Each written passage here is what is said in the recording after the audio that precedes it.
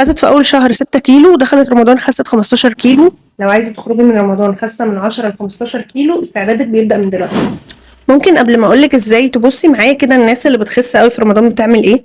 طبيعي بتبقى قاطعه السكر والدقيق الابيض، طبيعي بتاكل الفطار وتقعد عليه للسحور، وطبيعي اكلها بيكون فيه بروتين كتير، مش بتكون رايحه جايه طول النهار على ان هي تاكل حلويات. بس الفكره كلها ان البدايه دي صعب تبدايها من اول رمضان، هتعرفي تبدايها بس هتبقى اصعب شويه، لكن لو بداتيها من دلوقتي هيبقى الموضوع اسهل. مطلوب منك في الفتره دي انك تقطعي السكر والدقيق الابيض وتبدليهم في اول مرحله معاكي اسبوع ل10 ايام.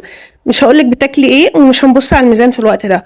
كلي اللي انت عايزاه، كلي فواكه بكميات كبيره، اشربي شاي بلبن وحليب العسل، كلي براحتك. بس هتبدأي فطارك بالبروتين بتاعك بالثلاث بيضات بتوعك، وبعد الفطار هتبدأي انك تاكلي الفاكهة لغاية ما تحسي انك شبعتي.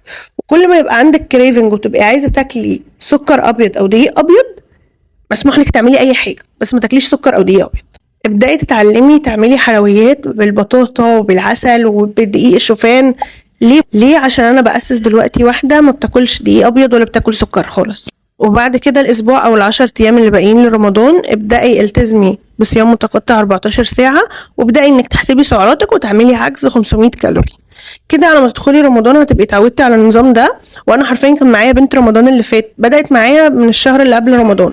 مشينا اول شهر بالطريقة دي، خست في اول شهر 6 كيلو، ودخلت رمضان خست 15 كيلو بالطريقة دي. رمضان فرصة ما بتجيش غير مرة واحدة في السنة انك تخسي الكمية دي من الدهون، فاستفيدي منها من دلوقتي. ولو عايزة حد يكون معاكي في المرحلة دي لغاية اخر رمضان تقدري تبعتيلي وتستفيدي من العروض اللي عاملاها دلوقتي.